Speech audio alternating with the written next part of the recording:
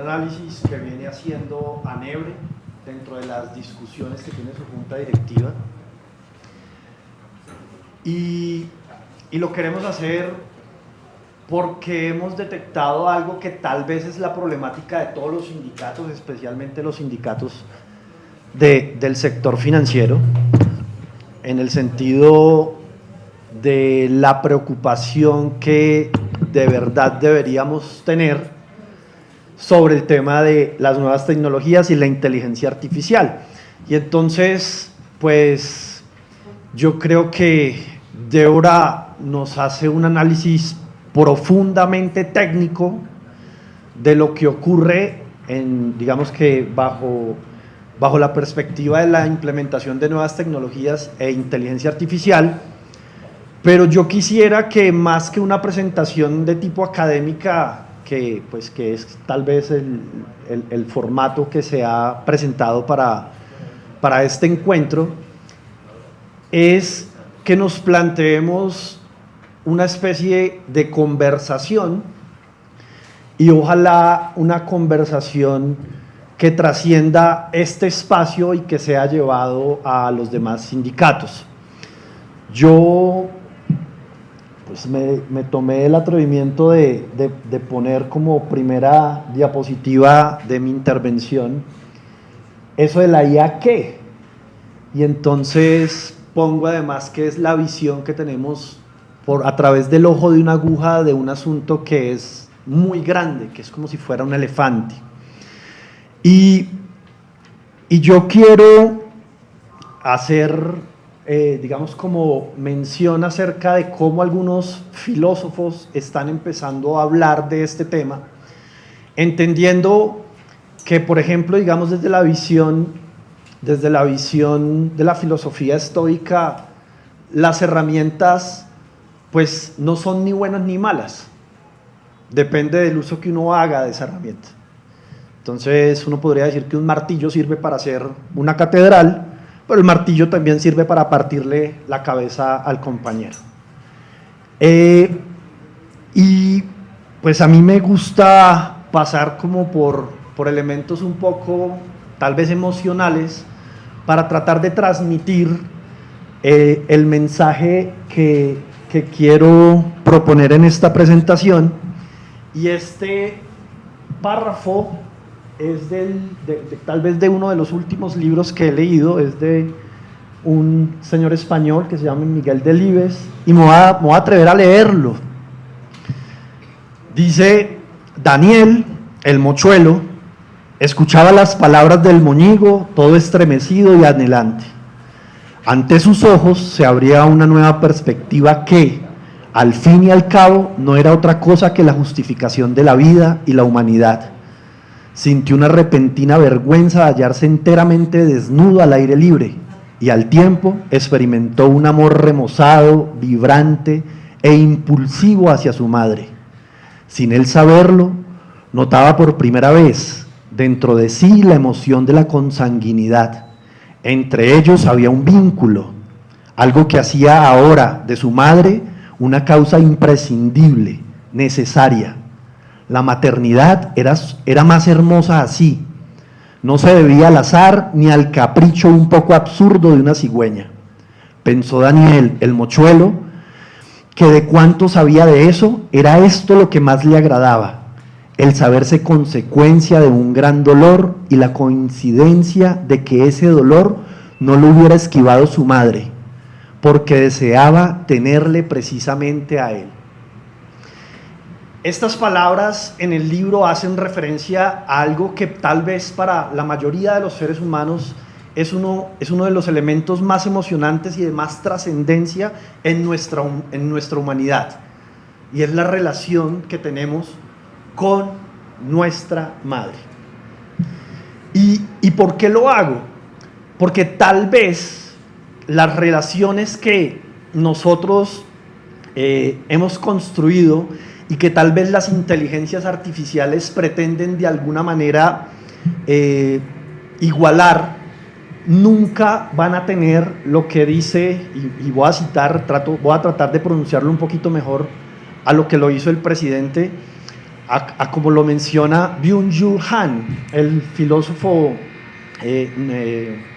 surcoreano, en su libro No Cosas.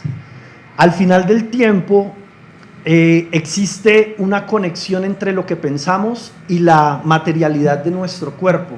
O sea, la máquina nunca va a poder tener la piel de gallina. Es realmente el mensaje que hace. Y entonces, ¿por qué es importante que nosotros empecemos a hablar de esto? Porque nosotros en Anebre hicimos un ejercicio de recorrer las diferentes convenciones colectivas y tal vez en nuestro país, en ninguna convención colectiva hay absolutamente nada que haga referencia a inteligencia artificial y a la incorporación de nuevas tecnologías y al impacto que eso tiene en el mundo del trabajo. Y muchas veces, tal vez para que uno pueda entender la situación, hay que contarla desde la perspectiva propia, porque muchas veces el partido es mejor contarlo desde la perspectiva de cómo le ha ido a uno. Y entonces yo les voy a contar mi caso, para ver si de pronto, de alguna manera, logro tocar sus corazones y ustedes entiendan la problemática a la que nos estamos enfrentando. Porque no es que yo me sienta especial dentro del proceso de contar esta película, sino porque estoy completamente seguro que muchos de ustedes están viviendo lo que yo estoy viviendo.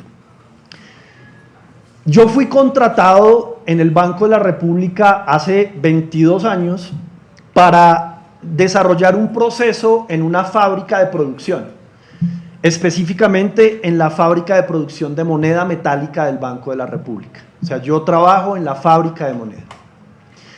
Y dentro de mis funciones está la realización de los análisis de costos, de presupuestos y financieros, para que al final del tiempo el patrón tome decisiones de su fábrica. Dentro de una separación de tiempos, ¿sí? Si yo quisiera decir cuánto tiempo me toma cada actividad, el análisis que me pide a mí mi patrón cuando me contrata, me toma más o menos el 65% de mi tiempo. Es decir, que cuando terminaba los cierres contables de producción de la fábrica en la que yo trabajo, yo me tardaba más o menos 8 días para presentar el primer informe, que era el informe de costos de producción, pues porque además es una factoría muy grande. Y después se hacían los análisis asociados ya a los estados financieros. Es como si se llevaran dos contabilidades, una contabilidad de costos que permite hacer gestión del proceso de manufactura y otro que es la contabilidad financiera, que es, digamos, como los estados financieros que ocurren en cualquier empresa, en cualquier negocio. Hoy en día un robot hace ese proceso en 5 minutos. En 5 minutos.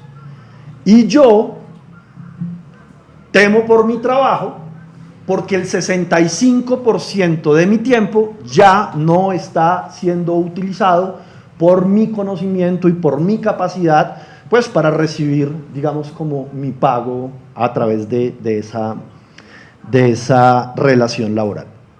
Y yo creo que a la mayoría de los trabajadores en Colombia les está pasando esto, ¿sí?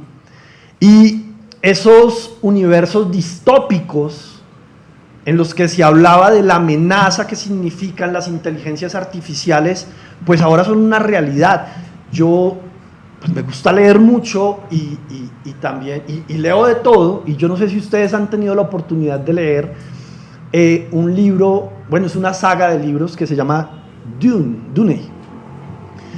Quien escribe estos libros los escribe más o menos en 1965, por ahí empiezan a aparecer esos libros, y en ese universo distópico, que de hecho hay 2 películas, a la fecha hay 2 películas y también hay una serie que transmiten por alguna de esas plataformas, el autor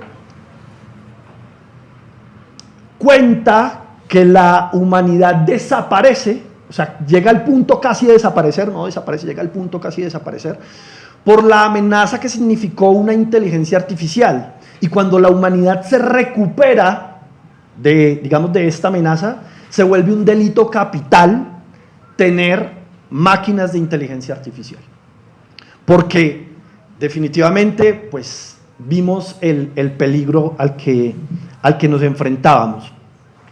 Yo no estoy diciendo que esa pueda ser nuestra realidad, aunque tal vez dentro de 40 años deberíamos volvernos a reunir y ver cómo fue que ocurrió al fin el cuento, pero lo que sí creo profundamente es que los sindicatos deberían empezar a hablar de esto, sobre todo porque hay una dificultad enorme en el contexto jurídico colombiano, pues hablando, digamos, del caso Colombia. No hay absolutamente nada escrito en el marco jurídico colombiano que proteja a los trabajadores ni al pueblo en general, porque al final de todo, digamos que la inteligencia artificial y el robot que el Banco de la República compró para hacer mi trabajo y algunos otros trabajos dentro del banco, no resulta la inteligencia, digamos, como peligrosa, porque al fin y al cabo es una inteligencia artificial que está tomando decisiones de carácter mecánico. Al final, en contabilidad, 2 más 2 es 4, y se acabó. Y pues está haciendo un ejercicio mecánico, es un algoritmo que digamos que facilita la actuación de los procesos desde una perspectiva meramente matemática. Sin embargo, las inteligencias artificiales que pueden estar siendo contratadas por nuestros patrones para tomar decisiones de carácter subjetiva me parecen excesivamente peligrosas, porque lo mencionaba ya Débora en su presentación.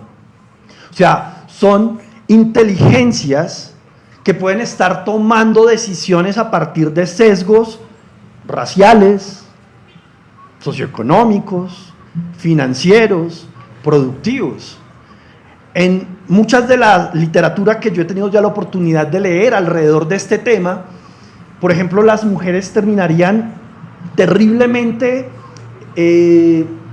impactadas si la medida que utilizara la inteligencia artificial para tomar las decisiones de contratación fuera la mera productividad.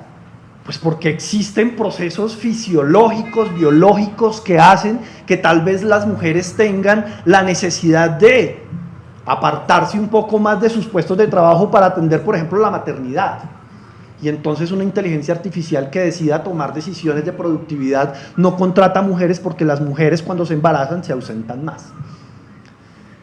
Y también podría pasar con condiciones de carácter pues racial, o de carácter político o de carácter religioso.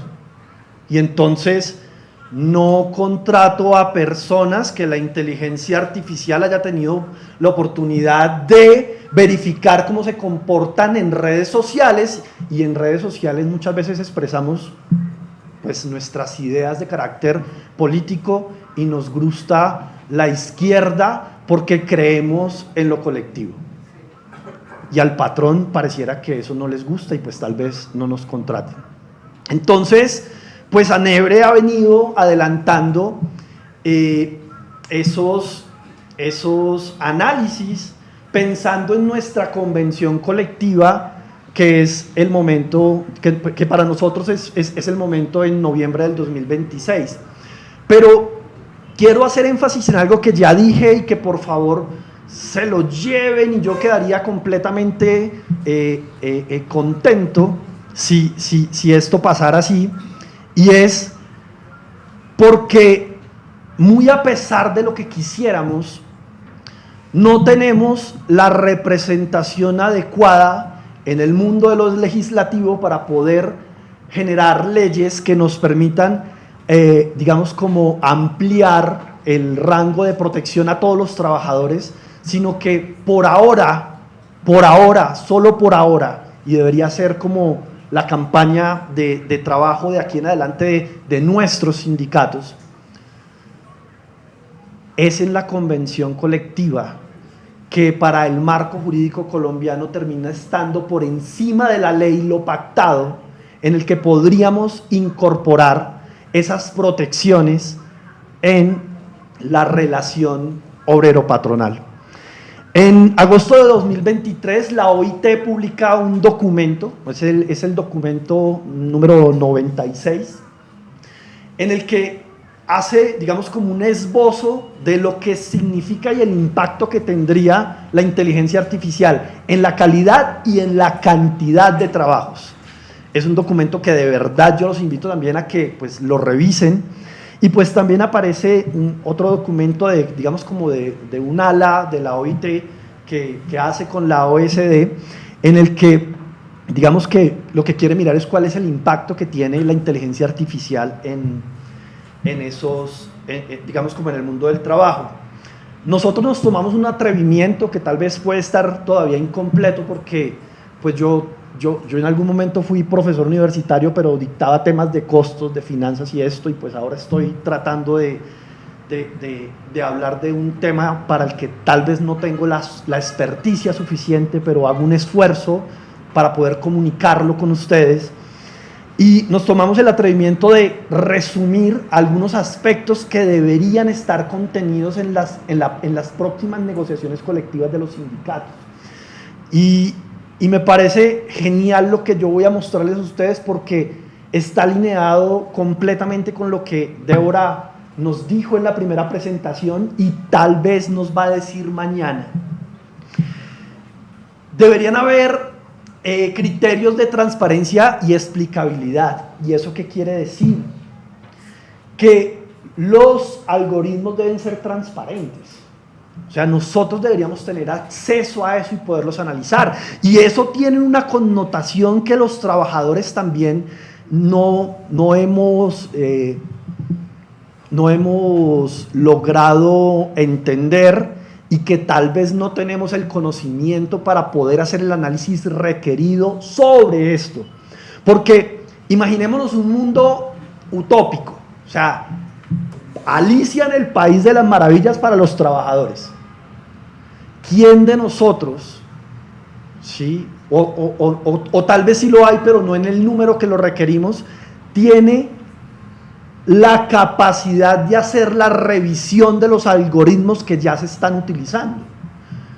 Y eso entonces nos pone en calzas prietas para poder desarrollar el talento humano dentro del sindicalismo para poder acceder a ese conocimiento y sobre todo auditarlo y verificarlo. Y también el derecho a la explicación. ¿Y qué quiere decir eso? Pues que la utilización de algoritmos y de inteligencia artificiales deben ser explicables y entendibles por los trabajadores. Porque en ese sentido, digamos que muchas veces para el mundo de nosotros, los trabajadores, esto se vuelve una caja negra a la que no tenemos acceso y simplemente las respuestas de la patronal es que así es. Nosotros tenemos información que no podemos de verdad en este momento confirmar, pero pues creemos que es así. Cada vez que se abre una vacante en el Banco de la República se presentan más o menos entre 400 y 500 hojas de vida para postularse a esa vacante que se abre dentro del Banco de la República. Al final del tiempo, las personas que terminan evaluando el candidato evalúan 5 hojas de vida, pero el filtro previo lo hizo una inteligencia artificial. ¿Cómo lo hizo? ¿Qué criterios utilizó? O sea, eso es lo que debería preocuparnos. O sea, ¿qué criterios utilizó? Y uno tal vez puede encontrar, o sea, no tengo evidencia, pero podría pensar que algo de cierto hay en las palabras que voy a mencionar, y es, tal vez ese filtro que hacen esas inteligencias artificiales o esos robots son los que determinan la reticencia de de esos nuevos trabajadores a afiliarse a organizaciones como las nuestras. Y por eso el trabajo tal vez es tan difícil. ¿Por qué nos resulta tan difícil traer a los nuevos al sindicato? Tal vez hay un filtro psicológico que se hace previo que determina que esas personas no nos ven con buenos ojos. Otro elemento que tal vez debería estar contenido dentro de la negociación colectiva es la participación y consulta. ¿Y eso qué quiere decir? Pues que tal vez los trabajadores tenemos que tener participación en el desarrollo de esas nuevas tecnologías y de esas nuevas inteligencias artificiales. Porque si no tenemos participación en esas nuevas tecnologías, pues tal vez puede pasar lo que en este momento, pues que es un momento en el que está arrancando digamos como esta revolución tecnológica, pues simplemente estamos actuando como unos actores pasivos, como unos extras de la película, cuando realmente al final del tiempo somos nosotros los que generamos pues el valor digamos en este proceso de capitalismo en el que estamos inmersos. Y este proceso de participación en consulta tiene que ver también mucho con que antes de la implementación de la tecnología o de la inteligencia artificial hayamos sido consultados. Es decir, el patrón no puede implementar una inteligencia artificial hasta tanto los trabajadores no estemos tranquilos de que esa inteligencia artificial no va a tener impacto negativo sobre nuestros puestos de trabajo. Y claro, lo que yo estoy diciendo es Alicia en el País de las Maravillas para los trabajadores, pero ha sido una de las preocupaciones que hoy en día tenemos, sobre todo los trabajadores del Banco de la República, y lo tenemos sobre la mesa y venimos hablándolo en nuestras últimas asambleas. Les voy a decir por qué. El Banco de la República el año pasado generó un documento, o sea, pues lo hace periódicamente, pero más o menos hacia noviembre del año pasado generó un documento de política monetaria, el documento de estabilidad de política monetaria, en el que, palabras más, palabras menos, lo que decía es que el efectivo en Colombia iba a dejar de utilizarse. Lo que pasa es que no dice cuándo, o sea, no ha fijado un horizonte de tiempo en el que el efectivo se va a acabar. Pero quienes han tenido la oportunidad de salir del país y conocer, digamos, como mercados de otros países, pues definitivamente vemos que el efectivo es una herramienta que cada día está disminuyendo en su tamaño de uso. Tanto así que entiendo que el mismo documento que ustedes tienen en sus mesas hace mención de eso, ¿sí? En la asamblea que nosotros tuvimos hace un año en la ciudad de Santa Marta, tuvimos la oportunidad de que UNI nos ayudara con la presencia de Pablo, se me olvida el apellido, Andrade, que ahora pues hace parte, digamos, como del equipo presidencial en Uruguay, y nos contaba, o sea, nos mostraba la estadística de cómo cada vez el volumen de transacciones en los mercados, y lo mostraba por países, disminuía. Para el Banco de la República, que el efectivo deje de circular, pues en el análisis que nosotros hemos hecho, significan más o menos el 70% de los puestos de trabajo.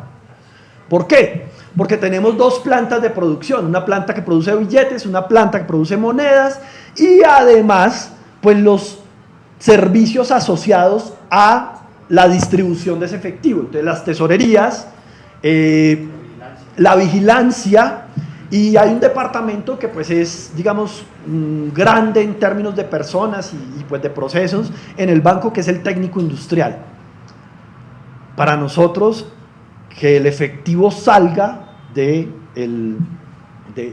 la utilización de la transacción comercial, pues significa que nos quedamos sin puestos de trabajo.